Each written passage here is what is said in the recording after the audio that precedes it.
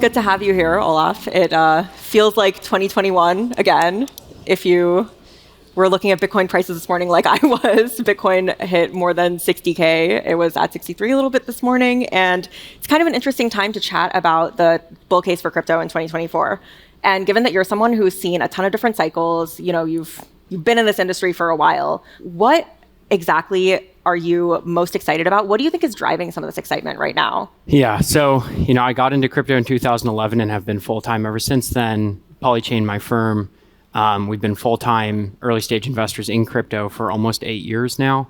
Candidly, the cycles often feel quite similar thematically, where there's sort of a lot of media attention that drives in huge amount of like new users, new capital, et cetera. And then, sort of a, blow off due to just too much attention, too much capital, et cetera. The main thing for me is that prices in crypto are very uncorrelated with the development cycles and sort of speed of development of like new technologies, which tends to compound at just a pretty steady rate. Like that chart is actually not that volatile. You overlay that on the price chart, it's obviously an extremely volatile asset class. So it's always felt like the most important stuff sort of gets built very quietly in the down markets when very few people are paying attention. This is sort of when we're doing all the hard work of actually getting these new technologies developed and finding new investments, from mostly like inventors, right? It's often the type of person we're looking for. Then, these things launch, they enable new types of activity, new use cases. Early days, it was just Bitcoin. We just sort of had electronic gold. With things like Ethereum, we got the ability to do decentralized financial instruments, stable coins, NFTs, et cetera. And now there's a whole new wave of technologies that have sort of emerged over just the last couple of years that I think are once again, going to enable this kind of new suite of new use cases that, again, drive in a new set of users. I'm intrigued about what you said about developers because I was reading the Electric Capital developer report and they had said that in 2023, developers in the crypto ecosystem declined by about a fourth. And I'm wondering what you think of that and whether, it just doesn't seem to square up for me with, all of the recent enthusiasm, but then also developers are leaving the ecosystem. How are you making sense of it? I mean, I would put it on a log scale and zoom out and draw like a multi-year trend line. The activity in crypto is always volatile, but if you zoom out, it's actually in one direction only. I do think that entrepreneurs and developers, are smart and opportunistic about where they want to build. And if they're profit motivated, they often go where they feel capital markets are going. So in general, though, those folks, I think, are not as great of builders or investors because they're a little bit more mercenary, so to speak, or profit motivated than sort of missionary entrepreneurs that really care about what they're building outside of kind of financial outcomes, right? Like, why is Elon Musk trying to build SpaceX? Is he trying to make more money? No, he's trying to go to Mars, right? So, I think that the highest quality developers are the ones who are, very mission focused and tend to stick around and not sort of follow the trend so much. Got it. And you mentioned that, all these cycles have similar themes that you've seen, but what was different about the crypto winter that we most recently saw? Are there any lessons or takeaways that are different from what you've seen in the past? Honestly, it was the easiest one. Wow. Yeah, for sure. It was the least existential. I think the sort of, nobody remembers, but in 2012 bear market was just like this thing never even existed. The 2014-15 bear market was very existential. Like, is this a thing or is this not a thing at all? And then the prior one to this was just quite like a bigger crash. It just felt like, again, there was less infrastructure in place, less institutional buy-in, less regulatory clarity. All these things like at the bottoms have just been better every time. So to me, this one was sort of the easiest. I think quantitatively, it was sort of like the least bad crashes. And, in general, just more institutional buy-in, more regulatory clarity, more clear use cases. And at this point, I think there's no longer this question of like, should crypto be worth anything at all? right? Which was a question that for the first 5 years I spent in this category, that was the question. It was like, why should a Bitcoin be worth $1 instead of $0? At this point, regardless of why you think it's worth something, it clearly is, right? And now the question is just how big, how fast, what can it do? Yeah, I want to hear your take on that, because I do think a lot of people, to be fair, still do have that question. I mean, I get asked that all the time, even when I'm, pitching stories and things like that. So in 3 sentences or less, can you tell me what is your bull case for crypto in 2024? Yeah, so I think the simplest way there's kind of 3 layers of bull case. One is this is just electronic gold, and it's better than gold, and it serves a very similar purpose as gold, as being sort of politically neutral, not sponsored by a company or nation, state, or geography, and being sort of tradable globally. That would put each Bitcoin at something like $700,000, if that's the only thing you think this will ever do. If you think that layering on things like stablecoins, financial instruments that are immutable, open source software, and anybody in the world can participate in, or the idea of novel assets and asset issuance being sort of democratized globally. So anybody in the world can go launch their new asset or launch their new financial product. It's not limited to these sort of gatekeepers the way it has been in the past. It's sort of anyone with a mobile phone, anyone with an internet connection. If you think there's any value there, it's once again sort of an order of magnitude bigger than just gold, because it's sort of gold and money and finance in a sense. And then I think the bigger bull case is that there are mainstream applications uniquely enabled by blockchains that are outside of just financial instruments, but have more to do with things like digital identity, digital credit scoring, and sort of global crowdfunding, anything that you can sort of define with software logic, you can embed in a blockchain system. So there's really no limit to what you can put inside these things in theory. Getting there from a scalability perspective is one of the big things me and my team spend time on. It's a little more than 3 sentences, but I'll let it slide. I think you gave a pretty 3 bullet points. Simple answer. Fair enough. So I am curious about, at Polychain, where are you seeing those biggest pockets of opportunity within crypto these days? I mean, crypto VCs invest in so many different things. So maybe a little overview of like where within crypto you're spending your time would be helpful. I've always focused on one area since the beginning. It's early stage venture focused on sort of infrastructure and protocol. So this is the lowest level stuff there is. Most of it is systems for developers to build new behaviors on. So again, going back to Ethereum, which I think everybody is familiar with, it's not really a consumer product per se, nor is it like a B2B product. It's really a platform for developers to build consumer and business products on. So those sort of low-level technologies are the main focus for me. They always have been. A lot of that is getting very in the weeds on, each of the sort of technical pillars that go into building one of these systems. Cryptography, distributed systems, peer-to-peer networks, game theory and mechanism design, and sort of understanding where there's a breakthrough in one or more of those categories that sort of leads to a new technology being possible that enables like these new behaviors that weren't possible before. That's always been my category. It continues to be. I think there's a huge amount of opportunity here. The infrastructure is just not done. Until I can confidently say this system can host the global system of property ownership, money, and trade, right, in one unified global software system that not only has to withstand the current amount of sort of financial interactions happening globally, but actually, because of its unique characteristics, it will actually dramatically increase the number of financial transactions happening. So things like streaming payments or micropayments are all going to be enabled by this. So the scalability story is, far from over. We have a lot of work to do. And we made dramatic progress, but I think it just continues to be a great category. I've talked about that category since the beginning. But until we have these systems that are capable of what I just said, we're not done.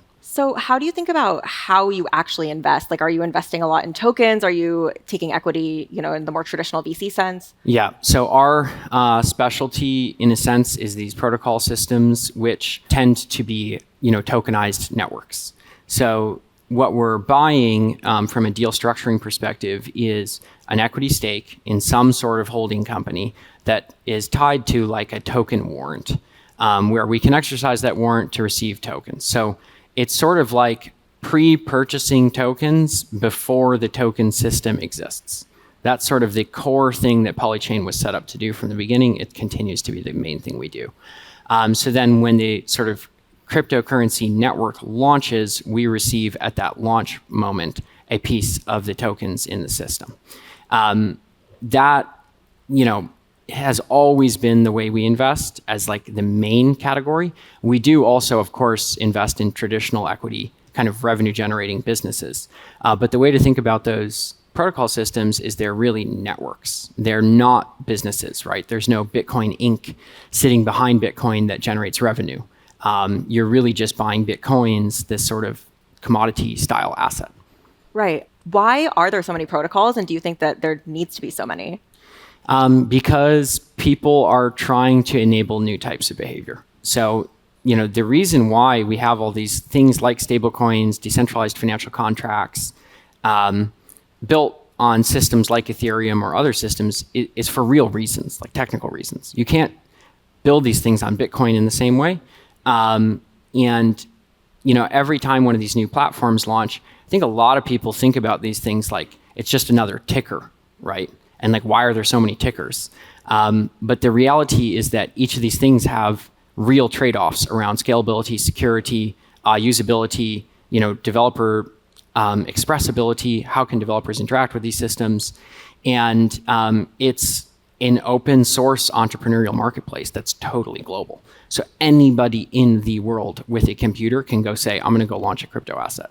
And that's why there's so many. That's like the beauty of the whole thing. It's sort of like anybody can go build a website. Anybody can start an Instagram page. And that democratization leads to a huge amount of chaos. But it also means that net, the whole thing moves forward faster than any other type of design. I'm curious if you think that crypto should or will reach mass adoption, or are you sort of investing around, very passionate group of people who are more crypto native? Oh, definitely mass adoption.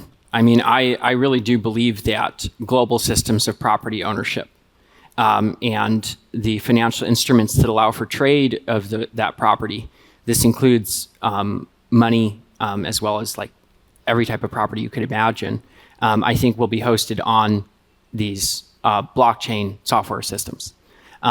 So I think a lot of people that have like a technology investing lens don't really understand how big this is if a person like me is right. Apple is a really big company. They make all these products we love. We're talking about money.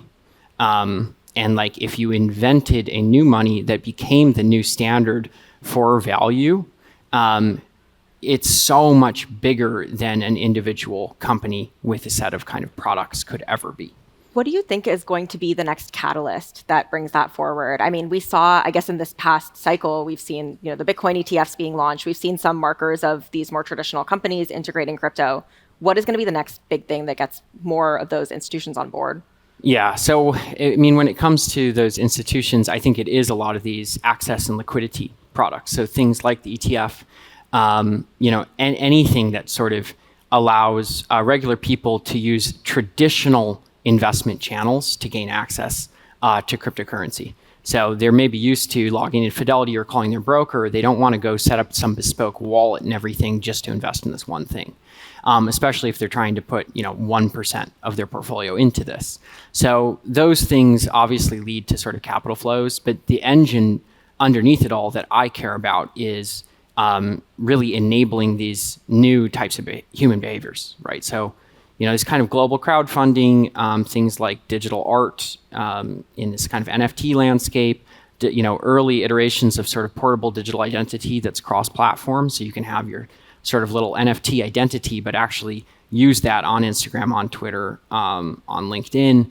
it's sort of the first, iteration of this sort of internet sovereign identity. There's a lot of stuff we've invested in around capital efficiency with staking systems. So restaking systems like EigenLayer, scalable transaction and smart contract execution systems like Arbitrum. And then, there's more scalable systems like Celestia, say, which recently launched. These are all sort of the categories that I don't have the answer to everything that will be built with them, but I know that they allow developers to express mathematical and software logic in new ways. And so anytime you sort of unlock a new way for people to express things, new things get built. And it's often quite hard to predict. If you asked the Ethereum developers when they were designing Ethereum in 2014, what will this enable? They would have had some ideas.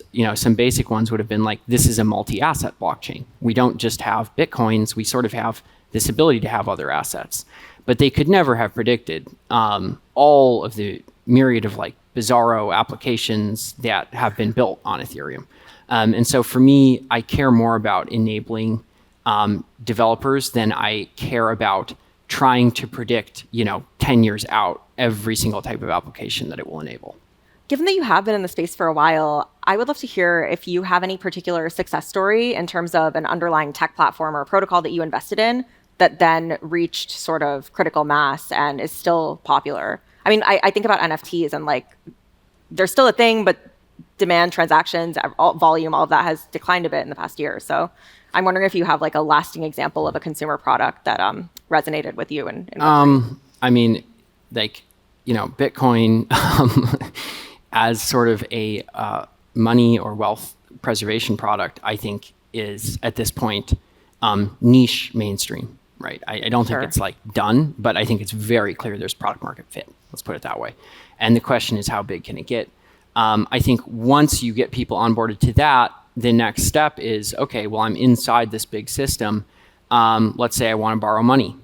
Now you can use a decentralized financial contract that's, again, open access, open source, auditable, and not operated by any sort of company or jurisdiction. It's like this automated piece of software where you can collateralize Bitcoin and borrow capital against it, sort of like you would with a mortgage or something like that. And it's just like this rabbit hole where you start to realize, okay, it begins with this investment use case, and then you move on to sort of this financial use case, and then it starts to get more exotic, like human coordination around crowdfunding, where you say, I need to actually raise capital. And could I do that through again, open access global crowdfunding system?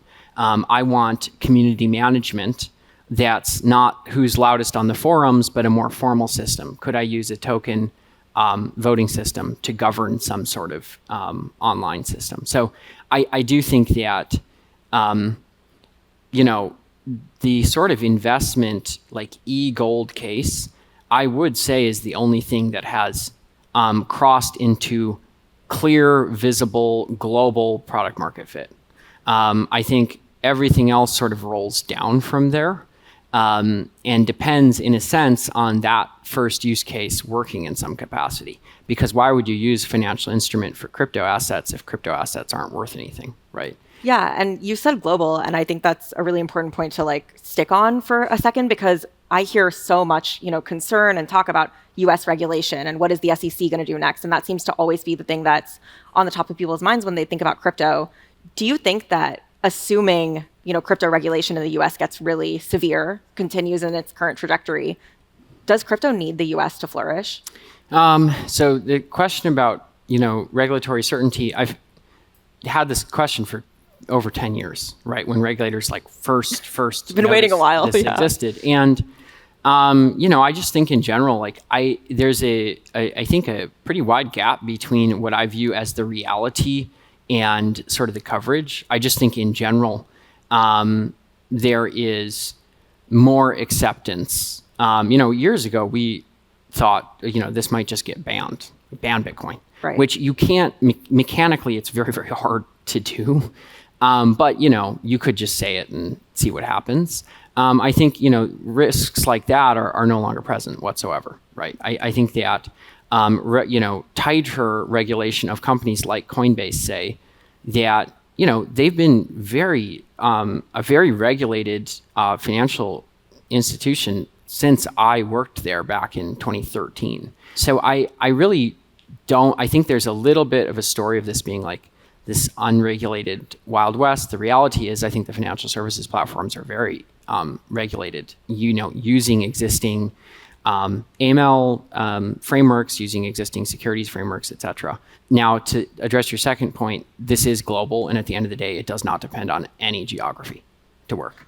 And there is an interesting game theory that's sort of the last adopter sort of makes the least. So I do think there's sort of a global competition in a sense.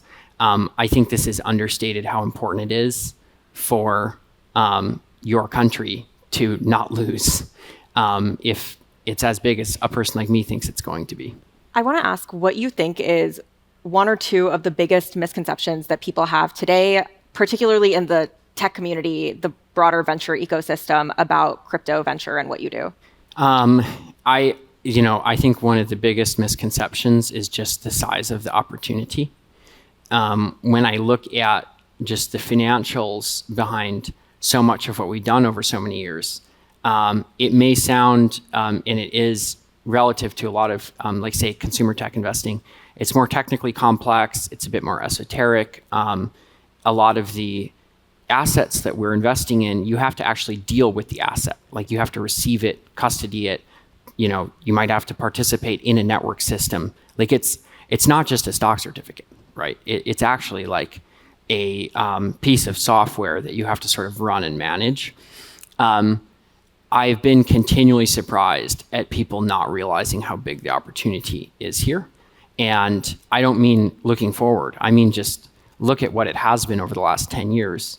It's still atypical for generalist venture funds to sort of invest in crypto. And generally, if they've done it like just at the wrong times because they felt like they had to. Well, it seems like we're starting another bull market, so we'll see if there's an influx of new VCs and everybody trying to get back into crypto like it's 2021. Thanks so much for your time. Yeah, thanks for having me.